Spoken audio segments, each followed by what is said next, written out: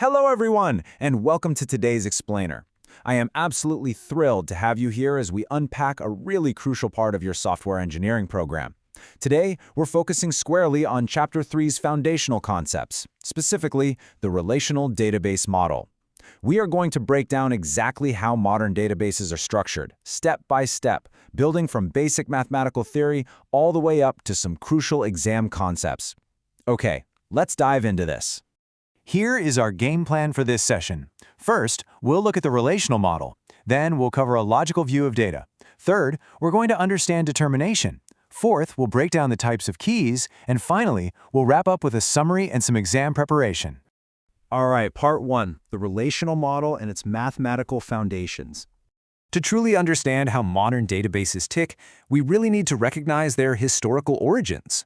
The relational model was actually introduced back in 1970 by E.F. Codd over at IBM. And honestly, what Codd did was revolutionary. He based his entire model on strict mathematical rules, rather than worrying about how a computer physically manipulates hardware or stores data on a hard drive.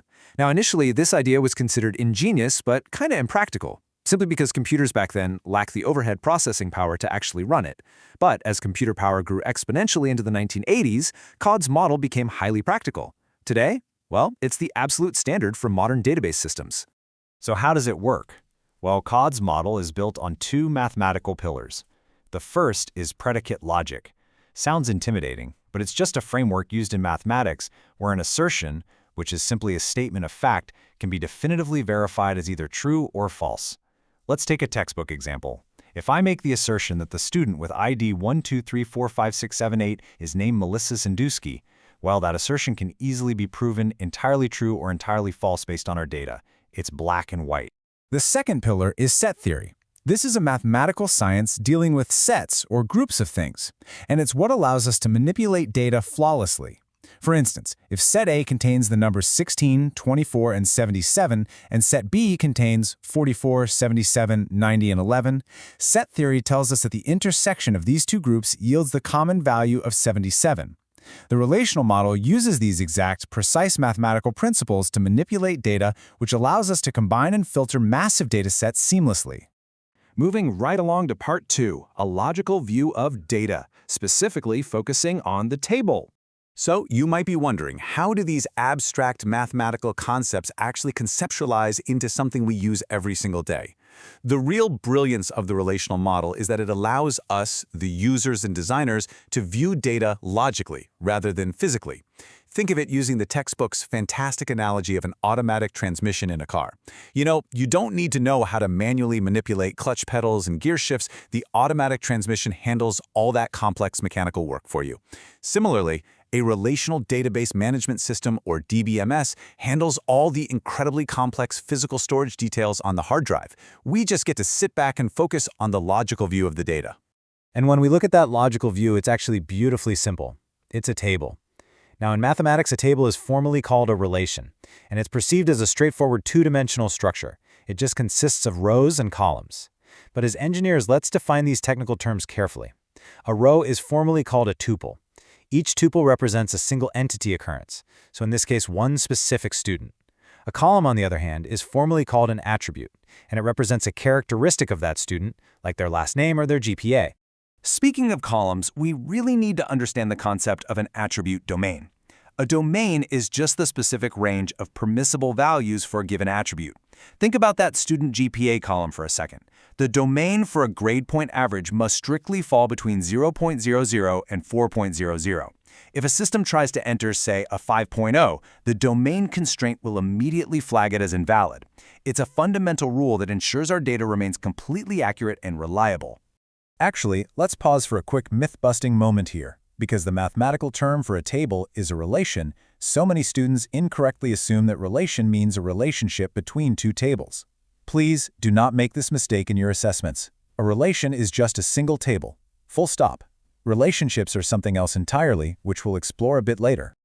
There's another common misconception we need to clear up, and that's mixing up our terminology. You must firmly separate logical database terms from physical file system terms. In a database context, the logical terms are table, row, and column. Do not confuse these with the physical file system terms, which are file, record, and field. While you'll sometimes see software vendors mix these up in their documentation, as an engineer, you must recognize that a table is a purely logical concept. Okay, let's just do a quick, reassuring recap of what we've covered so far. A relational table is perceived as a 2D structure. Tuples are rows representing single entities. Attributes are columns. All column values must strictly match the attribute format and domain.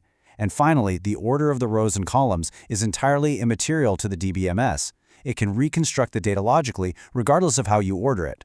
Section 3. Understanding determination, which is really about the power of keys. I need you to pay very close attention here, as understanding keys is arguably the absolute most important part of this lecture for your upcoming exams. The entire role of a key is based on a concept called determination. Determination is simply the state where knowing the value of one attribute makes it possible to look up and determine the value of another. Put simply, if I know A, I can look up B. In database terminology, this relationship is called functional dependence. The attribute that does the determining is called the determinant or the key. Let's look at this step by step to really make it concrete. Take a look at the row for Walter H. Jablonski. Notice his student number, STU-NUM, is 32,420.69. If I give you that exact unique student number, you can definitively tell me his last name is Jablonski. Therefore, STU-NUM determines STU-LName. The last name is functionally dependent on the student number.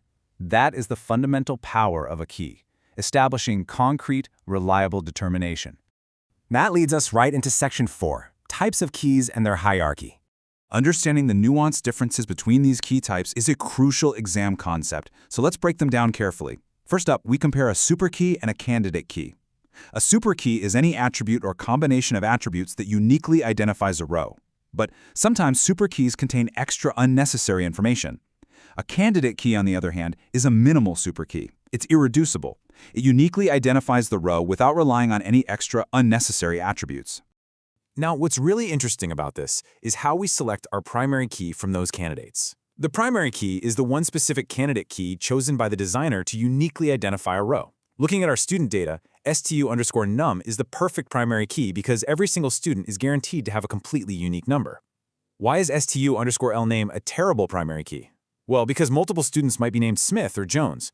A primary key must be entirely unique to single out one precise tuple. And this brings us to a strict mathematical rule called entity integrity.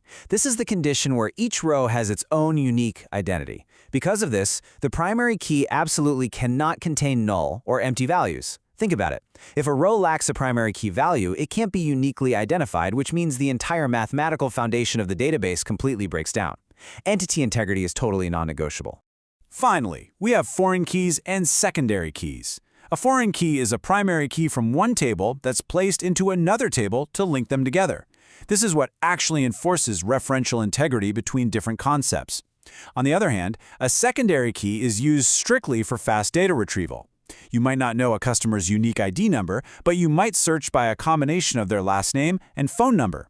That search criteria acts as a secondary key, helping you find data faster, even if it doesn't guarantee a single unique outcome. All right, we're in the home stretch. Section 5, Summary and Exam Preparation. Let's review the crucial concepts. We have covered a lot of ground today, so I highly recommend you take some notes here as we synthesize the high-yield facts you need to know for your tests. Let's talk slowly through this key hierarchy one last time. A superkey uniquely identifies a row. A candidate key is a minimal superkey. A primary key is the chosen candidate key. A foreign key links tables, and a secondary key is used for fast data retrieval. Please memorize this hierarchy. It is practically guaranteed to appear in your exams. And here's your essential vocabulary checklist.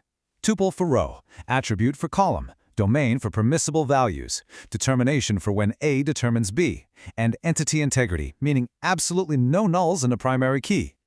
When you're writing out your answers in your assessments, ensure you use this precise terminology.